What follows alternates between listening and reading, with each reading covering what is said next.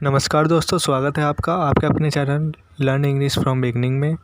आज मैं आपको इस वीडियो में प्रेजेंट कंटिन्यूअस टेंस पढ़ाने जा रहा हूं। तो चलिए शुरू करते हैं वीडियो को बिना टाइम वेस्ट किए हुए। प्रेजेंट कंटिन्यूअस टेंस, बात करते हैं इसकी पहचान की। इस टेंस के वाक्यों के अंत में रहा है, रही है, रहे हैं आदि शब्द आते हैं। हेल्पिंग वर्ब की बात करते हैं। यदि सब्जेक्ट सिंगुलर यानी कि एक वचन होगा तो हेल्पिंग वर्ब इज लगेगी। यदि सब्जेक्ट प्लूरल या बहुवचन होगा तो हेल्पिंग वर्ब आर लगेगी। यदि सब्जेक्ट आई या मैं होगा तो हेल्पिंग वर्ब एम लगेगी। और यदि सब्जेक्ट यू यानी कि तुम होगा तो फिर हेल्पिंग वर्ब आर लगेगी। आपने ये वाली हेल्पिंग वर्ब एक बार पहले भी पढ़ी थी, आपको याद होगा, सिंपल प्रेजेंट टेंस में। लेकिन उस टेंस में कोई काम नहीं होता था, काम इस वाले टेंस में काम होगा। यही इनके बीच में अंतर है। बात करते हैं मेन वर्ब। इस वाले टेंस में मेन वर्ब फर्स्ट फॉर्म में आईएनजी जुड़ेगी, फर्स्ट फॉर्म लगेगी और उसमें आईएनजी प्लस होगी। अफर्मेटिव सेंटेंसेस की बात करते हैं। सबसे पहले सब्जेक्ट की इंग्लिश लगेगी, फिर उसके अनुसार हेल्पिंग वर्ब लगेगी, फिर मेन वर्ब यानी कि जो भी काम हो रहा होगा उसकी इंग्लिश लगेगी फर्स्ट फॉर्म और उसमें आईएनजी प्लस होगी, और उसके बाद ऑब्जेक्ट लगेगा। जैसे वह गाना गा रहा है, इसमें वह सब्जेक्ट है दोस्तों, तो वह की इंग्लिश ही लगा दी गई। उसके बाद वह, क्योंकि एक वचन है तो एक वचन के साथ आप देख पा रहे होंगे हेल्पिंग वर्ब लगती है इज़, तो इसलिए हेल्पिंग वर्ब लगा दी गई इज़। उसके बाद मेन वर्ब यानी कि इसमें क्या काम हो रहा है, इसमें काम हो रहा है गाने का, तो गाने की फर्स्ट फॉर्म है सिंग और उसमें आईएनजी जोड़ दी गई तो ये बन गया सिंगिंग। उसके बाद ऑब्जेक्ट बचा गाना, तो उसकी इंग्लिश द सॉन्ग। अगले सेंटेंस की तरफ बढ़ते हैं। बच्चे खाना खा रहे हैं, इसमें सब्जेक्ट है बच्चे तो उसकी इंग्लिश चिल्ड्रन लगा दी गई। अब चूंकि बच्चे बहुवचन है, बहुत सारे हैं, तो इसलिए हेल्पिंग वर्ब आर लगेगी। उसके बाद खाने की, जो कि इसमें काम हो रहा है, मेन वर्ब है, इसकी फर्स्ट फॉर्म है ईट और उसमें आईएनजी जुड़ गई तो ईटिंग, और उसके बाद ऑब्जेक्ट बचा खाना तो उसकी English the food. Negative sentences की ओर बढ़ते हैं। इसे बनाने का रूल है सबसे पहले सब्जेक्ट, फिर हेल्पिंग वर्ब, फिर नॉट और फिर मेन वर्ब की फर्स्ट फॉर्म में आईएनजी और उसके बाद ऑब्जेक्ट। राजू आज स्कूल नहीं जा रहा है, तो इसमें सबसे पहले राजू की इंग्लिश जो कि सब्जेक्ट है, उसके बाद क्योंकि ये एक वचन है तो हेल्पिंग वर्ब इज लगेगी, उसके बाद नॉट, उसके बाद जब बात करते हैं मेन वर्ब की, तो मेन वर्ब इसमें काम हो रहा है जाने का, तो जाने की फर्स्ट फॉर्म है गो और उसमें आईएनजी जुड़ जाएगी गोइंग, और उसके बाद ऑब्जेक्ट बचा आज और स्कूल, तो पहले इंग्लिश लगेगी स्कूल की टू स्कूल और उसके बाद आज की इंग्लिश टुडे। अगले सेंटेंस की तरफ बढ़ते हैं। वह खाना नहीं बना रही है। अब देखिए यहाँ पर वह एक लड़की से संबंधित है, बना रही है, तो इसलिए वह की इंग्लिश शी लग जाएगी। उसके बाद क्योंकि वह एक वचन है तो हेल्पिंग वर्ब इज लगेगी।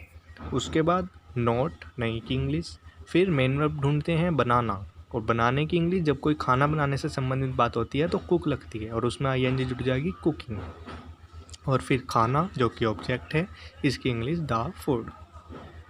इंट्रोगेटिव सेंटेंसेस की बात करते हैं। इसमें फर्स्ट पार्ट है सिंपल इंट्रोगेटिव सेंटेंसेस, ये वे हैं जो क्या से शुरू होते हैं और क्या की इंग्लिश नहीं लगती है, उसकी जगह हेल्पिंग वर्ब यूज होती है।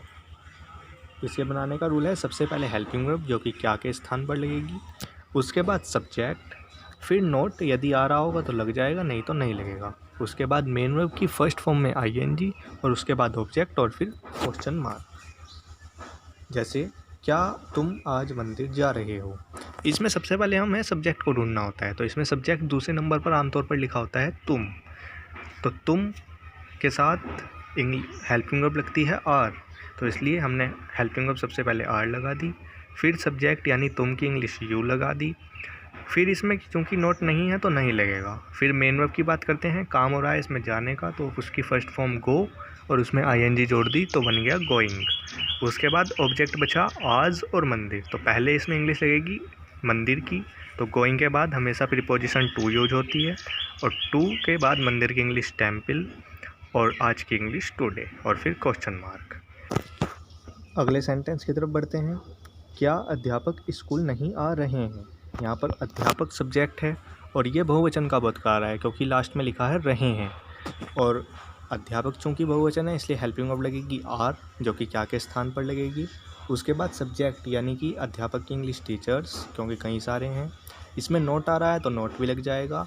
मेन वर्ब यानी कि आना, आना इसमें मेन वर्ब है और उसकी इंग्लिश कम, और उसमें ING जुड़ जाएगी। देखिए जब भी कोई वर्ड ऐसा होता है जैसे COME जिसके लास्ट में E आए और उसमें हमें ING जोड़ना हो तो हम E को हटा देते हैं और ING को जोड़ देते हैं, जैसे यहाँ पर किया। तो ये बन गया कमिंग।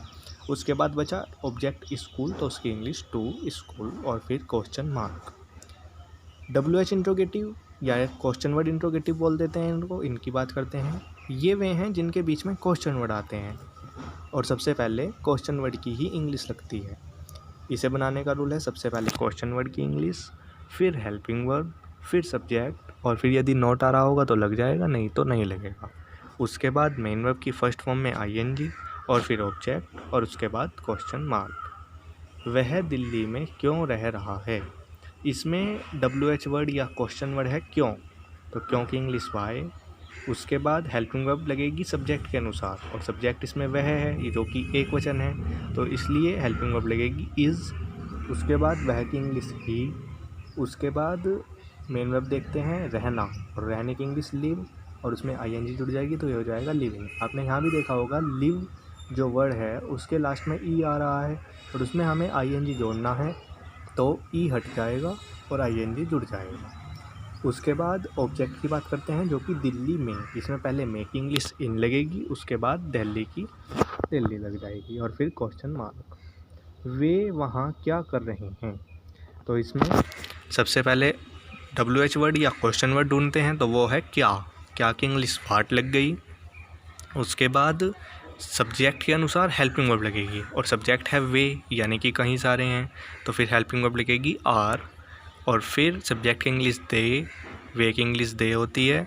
उसके बाद नोट इसमें नहीं है तो नहीं लगेगा। फिर मेन वर्ब ढूंढते हैं, मेन वर्ब है इसमें करना और करने की इंग्लिश होती है डू और उसमें ING जुड़ गई तो बन गया ये डूइंग। और उसके बाद ऑब्जेक्ट बचा वहाँ, तो वहाँ की इंग्लिश देयर और फिर क्वेश्चन मार्क। तो दोस्तों इस तरह से ये टेंस कंप्लीट होता है। आई होप आपको ये अच्छे से समझ में आया होगा। यदि आपको ये टेंस अच्छे समझ में आया है, आपके लिए उपयोगी सिद्ध हुआ है, तो प्लीज़ इसे लाइक करें, चैनल को सब्सक्राइब करें। यदि आपको लगता है कि ये आपके भाई बहनों को या दोस्तों को कुछ उपयोगी सिद्ध हो सकता है तो प्लीज़ इसे शेयर करें। और यदि आपके कुछ सुझाव हैं या आप मुझसे कुछ पूछना चाहते हैं तो आप मुझसे कमेंट करके पूछ सकते हैं।